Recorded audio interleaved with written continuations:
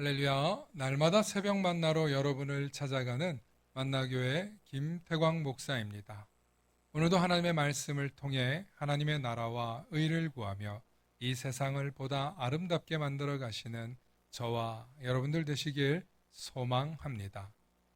오늘 우리에게 주시는 말씀은 에베소서 4장 25절로부터 27절의 말씀입니다. 그런즉 거짓을 버리고 각각 그 이웃과 더불어 참된 것을 말하라. 이는 우리가 서로 지체가 됨이라. 분을 내어도 죄를 짓지 말며 해가 지도록 분을 품지 말고 마귀에게 틈을 주지 말라. 아멘. 오늘도 가족 간의 지혜로운 대화법 그 세 번째 시간을 가집니다. 하나님의 크신 은혜가 있기를 소망합니다. 오늘도 가족 간의 지혜로운 대화법을 통해서 여러분들의 가정과 삶이 아름다운 대화를 이어가실 수 있기를 소망합니다. 다섯 번째, 부드럽고 친절하게 응대하는 대화를 하라입니다. 가족 중에 반드시 대화할 때 꼭 필요한 사람이 있습니다. 그런데 여러 종류의 사람들이 있는데 첫째, 대화를 주도적으로 이끌어 가려고 하는 사람이 있습니다. 또 어떤 사람은 대화를 적극적으로 참여하려고 하는 사람이 있습니다. 어떤 사람은 재미있는 농담을 섞어서 이야기하기를 좋아하는 사람이 있습니다. 또 어떤 사람은 진지하게, 또 어떤 사람은 너무나 상식적이고 지식적인 이야기를 말하는 사람이 있습니다. 그런데 대화 가운데 가장 중요한 역할이 있는데 바로 그것은 쿠션 같은 역할을 하는 사람입니다. 누군가의 말이 거칠고 강하게 들어온다 할지라도 그 대화를 받아서 쿠션처럼 잘 받아서 상대방의 뜻이 오해되지 않도록 또 흥분했거나 잘못 말한 것을 완화시켜주면서 대화를 하는 사람이 있습니다. 상대방에게 지금 하신 말씀이 이런 뜻이죠. 지금 한 말이 이런 뜻이지 하고 부드럽게 되물어주는 것이죠. 많은 사람들은 지혜롭고 똑똑한 답변을 해주는 사람과 대화하는 것을 좋아한다고 생각합니다. 그런데 실제로 자신의 이야기를 부드럽게 잘 받아주는 사람과의 대화를 사람들은 더욱더 기뻐하고 좋아합니다. 그래서 사람들은 지혜롭고 똑똑하고 잘생기고 예쁜 사람과 오래 있고 싶어 하기보다는 오히려 편안하고 푸근한 사람과 더 오래 대화하고 싶어 한다는 연구 결과가 나왔습니다. 사랑하는 성도 여러분, 우리가 세상을 살면서 대화를 합니다. 대화를 통해서 많은 사람들이 자신의 의견을 전달하게 되죠. 그런데 가정에서 대화를 하다 보면 막 으르렁거리는 사람이 있습니다. 으르렁거리는 그 사람 때문에 사람들이 대화를 하고 싶어 할까요? 아마 집에 들어가는 것을 불편해 할 것입니다. 말만 하면, 입만 열면 불같이 화를 내고 자신의 뜻대로 되지 않는다고 소리 지르는 사람이 있다면 누가 그 가정에 들어가고 싶겠습니까? 그러므로 가정에는 부드럽고 친절하게 응대해주는 사람이 반드시 있어야 합니다. 바로 그 사람이 누구냐면 오늘 이 말씀을 듣는 여러분이 그 사람이 되어야 할 것입니다. 왜냐하면 우리 그리스도인들이 그런 쿠션 같은 역할을 하는 사람이 되어야만 가정이 아름다워지고 여러분들이 속한 곳이 따뜻하고 푸근하고 풍성한 사랑으로 가득 차게 될 것이기 때문입니다. 특별히 사랑하는 여러분들의 가정이 행복하고 또 따뜻하고 푸근한 곳이 되려면 쿠션 같은 대화를 하는 그런 분들이 많아지시길 축원합니다.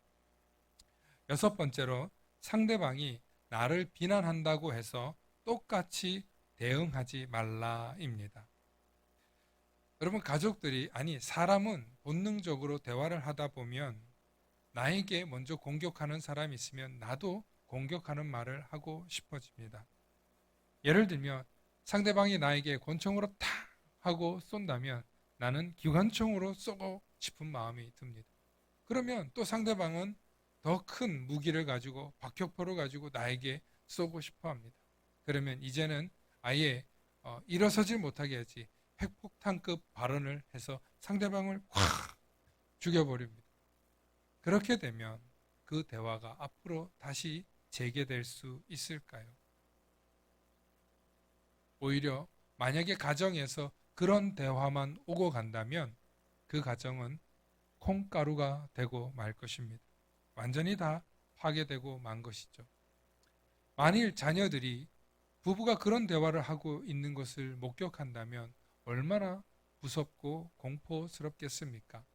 사랑하는 성도 여러분, 여러분들의 가정이 서로 말싸움으로 대응하는 가정이 아니라 누군가 한 사람은 인내하고 품고 포용하실 수 있기를 바랍니다. 제발 가족끼리 아무리 화가 나도 선을 넘지 않는 그런 대화를 이어가시기 바랍니다. 이게 다 네 탓이야. 봐봐, 네가 먼저 시작했잖아. 이렇게 공격하는 게 아니라 나에게도 문제가 있구나, 나에게도 잘못이 있겠구나 라고 생각하면서 대화를 부드럽게 이끌어 가시기 바랍니다. 성경을 자세히 읽어보면 우리에게 말에 대한 이야기, 관계에 대한 이야기, 무엇보다 마귀에게 틈을 주지 말라는 이야기가 가득합니다. 무슨 이야기냐면 이 세상에 많은 사람들이 말로 인해서 관계가 깨집니다.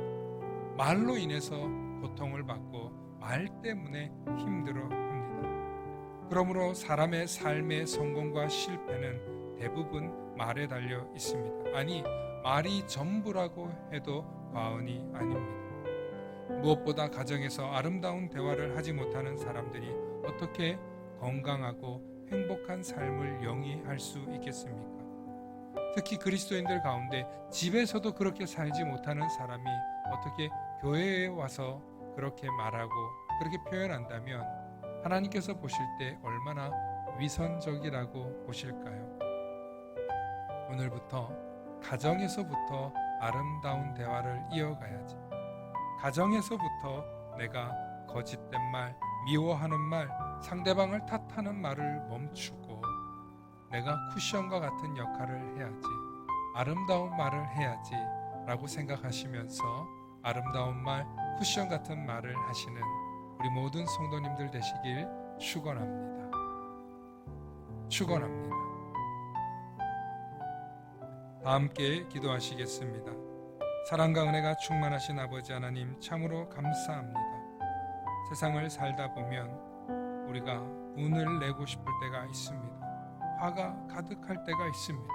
상대방 때문에 이 모든 화를 탓하고 싶을 때가 있습니다.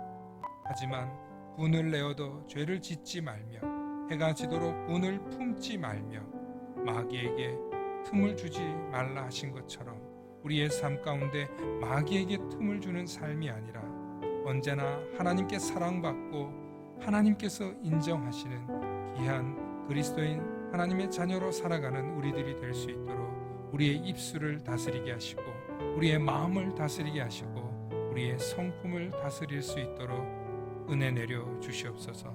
특별히 하나님 주시는 이 말씀을 통하여서 우리의 마음을 다스리게 하시고 나를 다스리게 하시고 우리의 인격을 다스리게 하셔서 우리 성도들의 가정이 더욱더 아름다운 대화, 지혜롭고 행복한 대화가 오고 가는 가정들 되게 하여 주옵소서. 감사드리며 우리 주 예수 그리스도 이름 받들어 간절히 기도 올리옵나이다. 아멘.